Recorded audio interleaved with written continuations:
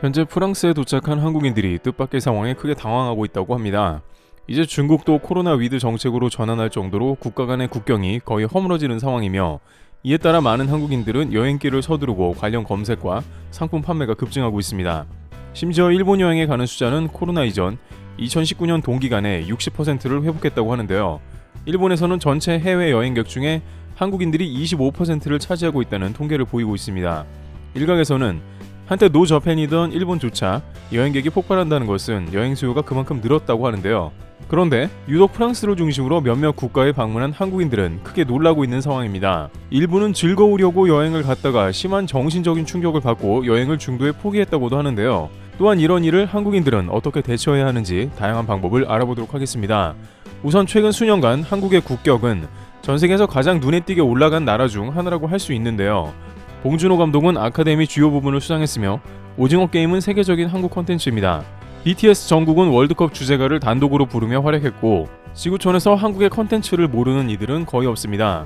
여기에 팬데믹을 가장 잘 막아내고 경제를 지켜냈다며 이를 서방 국가들이 가장 극찬하기도 했는데, 많은 한국인들은 이 때문에 한국에 대해 더욱 호의적이며 긍정적인 분위기가 있을 것이라고 믿고 있습니다. 실제 남미의 일부 국가는 팬데믹 기간 한국이 도움을 주자 감사의 의미로 공항에 한글화 작업을 했습니다. 멕시코, 과테말라 등은 공항 안내판에 스페인어, 영어에 이어 제3언어로 한국어 단독 표기를 전격 병행했습니다.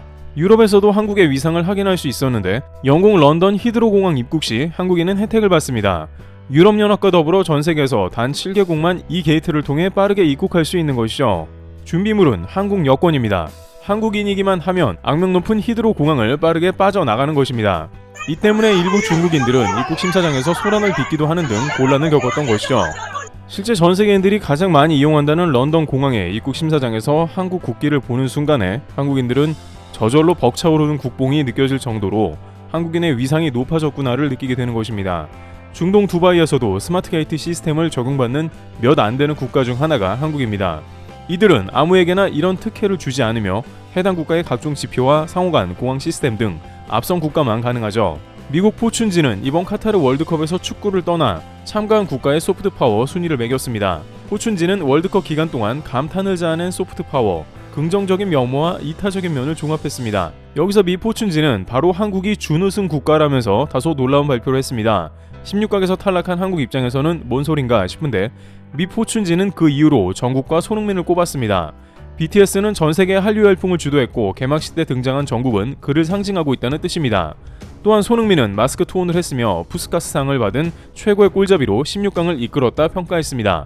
여기서 일본은 한국 2단계 아래인 4위를 기록했는데, 미 포춘지는 그 이후로 경기장 라커룸 청소를 꼽았습니다.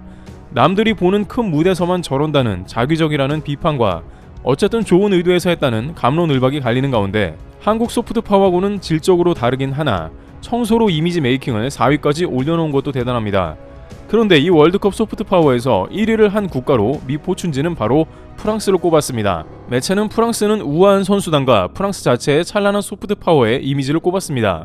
특히 음바페는 프랑스가 소프트파워에 우승을 하는데 큰 역할을 했고, 마크롱 대통령도 그랬다는 것입니다.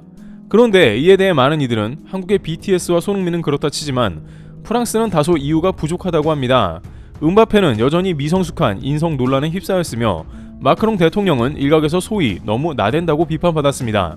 일부 누리꾼들은 마크롱 대통령이 필드까지 들어와 돌아다니는 게 호불호가 갈린다고 설명합니다. 따라서 프랑스가 소프트파워에서 우승을 했다는 건 역시 국가 이미지와도 관계에 있다는 말이 나옵니다. 1등할 별 이유가 없지만 결승에 진출했고, 왠지 월드컵 강국, 파리의 에펠탑, 차기 올림픽 국가 등 이미지가 좋다는 겁니다. 즉, 일반적으로 프랑스는 이미지 자체가 우월하고 결승까지 갔기에 소프트파워도 1등이라는 것인데요. 이는 한국은 물론 전 세계에서도 어느 정도 통용되는 말로 한국인도 유럽 여행에서 가장 선호하는 국가입니다. 프랑스에는 파리 자체가 엄청난 관광지이기도 하고, 최근에는 와이너리 여행으로도 관광을 받습니다. 유럽에서 가장 축복받는 비옥한 땅이자 문화유산이 넘쳐나는 프랑스에 안 갈 이유가 없다는 것이죠. 그런데 이런 이미지 좋은 프랑스에 가는 한국인들은 최근 들어 더욱 충격에 휩싸이고 있다는 소식입니다. 뜻밖의 일들을 현지에서 많이 당하고 있으며 이에 대한 주의사항과 대처 방법도 있다는데요. 우선 가장 많이 거론되는 것은 인종차별에 가까운 일들을 상당히 많이 당한다는 것입니다. 특히 이런 일들은 최근 다양한 유튜버들이 현지에서 체험하며 글들이 올라오기도 했는데요. 식당에 가면 기본적으로 주문을 받지 않고 주문을 해도 음식 나오는데 너무 시간이 걸린다는 겁니다. 불과 작년에 회사원 A 채널에서는 프랑스 파리 식당에 방문했다가 음식이 늦게 나오는 차별을 받았습니다. 음식을 주문했으나 다른 테이블은 다 나왔음에도 본인들은 항의를 해도 음식이 나오지 않았고 다른 종업원을 불러서 항의하자 그제서야 1시간 뒤에 음식이 나와 돈 내고 불쾌한 경험을 한 것입니다. 유튜브 유나 채널에서는 프랑스 식당에 갔고 기념 촬영을 하려다가 봉변을 당했습니다. 인당 50만원 하는 고급 식당이었으며 4명이 가서 총 200만원이나 썼음에도 종업원은 삿대질을 했고 해당 유튜버는 심지어 예의를 갖추고 손님을 응대하는 게 기본인 고급 식당인데도 차별을 받았다고 주장했습니다. 그 밖에 유튜버 와인킹은 프랑스 현지 식당에 가서 25분 동안 메뉴판을 받은 뒤에 주문조차 하지 못했습니다. 종업원은 주문을 받으면서도 내내 불친절했으며 이에 차별적인 기분을 충분히 느꼈을 수 있습니다. 그는 또한 이전 영상에서 100만원 하는 식당에 가서도 좋은 대접을 못 받는 장면도 나왔다고 합니다. 하지만 이런 식당일수록 많은 이들은 순간 거세게 컴플레인하는 것을 포기하곤 하는데요. 유튜버 미국 아재 채널에서는 미국에서는 절대 식당에서 강하게 컴플레인하지 않는다고 하는데 보이지 않는 주방에서 음식에 침을 뱉을 수 있는 등 일종의 추가 테러를 당할 수 있기 때문인 것입니다. 따라서 식당에서 종업원이 저렇게 나오면 보이지 않는 주방에서 나오는 음식도 신뢰할 수 없는 것이므로 사실상 비싼 돈 주고 프랑스에 가서까지 그런 일을 당할 이유는 전혀 없어 보이는 것입니다. 그 밖에 최근 수많은 유튜버나 현지인들은 특히나 식당에 가서 이러한 굴욕을 당하고 있는 모습입니다. 특히 식당에 가서 음식을 제때 안 주는 경우는 현지 여행을 다니는 한국 여행객들에게 다반사로 일어납니다.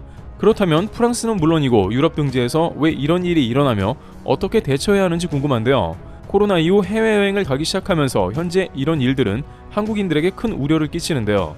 일부 누리꾼들은 본래 유럽에서는 그랬다라며 한국인들은 종종 그런 일을 자주 겪어왔으며 특히 프랑스가 그 중에 가장 심한 곳 중 하나라서 매우 불쾌한 경험을 꼭 하게 된다는 것입니다. 프랑스는 특히 이민에 관대한 정책을 펼쳤는데 그 결과가 좋지 않은 면도 많았다는 것입니다. 게다가 최근 팬데믹 때문에 아시안 계열은 더욱더 이런 차별에 노출되는 경우가 허다했다고 합니다. 막상 한국의 국격에 올라갔고 한국인을 좋아하는 수많은 예도 많기에 더욱 혼란스러운 것입니다. 일부 국가에서는 한국하면 엄지손가락을 치켜세우고 한국에 관한 이야기를 하려는 것과는 천지 차이입니다. 그렇다면 현지에서 발생하는 이러한 식당이나 각종 문제를 어떻게 대처해야 하는지도 궁금한데요. 우선 안타깝게도 현지 프랑스 유학생이나 교포 등에 따르면 최소한의 활동을 제한하고 있습니다. 그냥 여행 가서 일반 식당에 안 가는 게 최선이라는 다소 황당한 의견도 있었는데요. 예를 들어 식당 같은 경우에는 최대한 미국 호텔 브랜드에 투숙하고 호텔 내 식당을 이용하라는 것입니다. 이들은 전 세계가 동일한 지침으로 호텔리어를 교육해 호텔 내 식당에서는 절대 차별적 행동을 할 수 없습니다. 만약 그들이 그랬다면 호텔 제너럴 매니저라는 최고 책임자를 불러서 강력하게 항의할 수 있을 것이고 호텔에서는 그에 상응하는 보상도 해주기 때문에 애초에 몸을 사려서 훨씬 차별이 덜하다는 것이죠. 또한 잘 알려진 전세계 프랜차이즈 식당 등을 이용하는 것도 그나마 이를 피하는 방법입니다. 규모가 큰 식당에는 총 지배인이나 매니저가 있어 강력하게 문제를 제기할 수 있어 훨씬 덜합니다. 다만 이 경우 현지 식당을 이용하면서 느껴지는 감성이나 유명 식당을 포기해야 하는 경우도 생깁니다. 또한 유명 호텔이라고 해서 그런 차별이 100% 없다는 것은 보장 못한다는 점이 있습니다.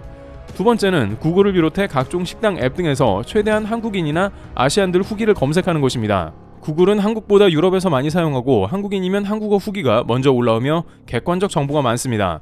또한 부정적 후기를 남기기 위해 한국인들은 번역이 안 되게 한글을 변형해서 글을 남겨주는 경우도 많습니다.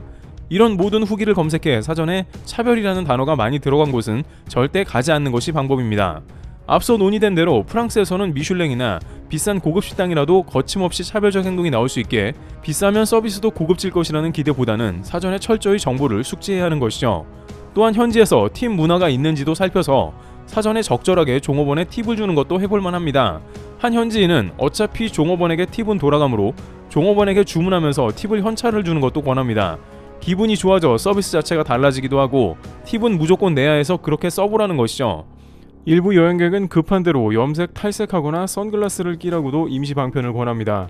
아예 서양인처럼 보이는 게 방법이라는 다소 서글픈 이야기도 전했습니다. 한 유럽 여행 블로거는 유럽의 3대 위험 요소로 차별, 소매치기, 각종 사기를 거론하기도 하면서 이러한 모든 사안들을 고려해서 유럽 여행 갈 때는 좀 더 세심한 주의가 필요하다고 전하고 있습니다. 하지만 일각에서는 골치가 아프다 하며 그렇게까지 해서 여행을 가야 하냐며 현타가 오기도 합니다.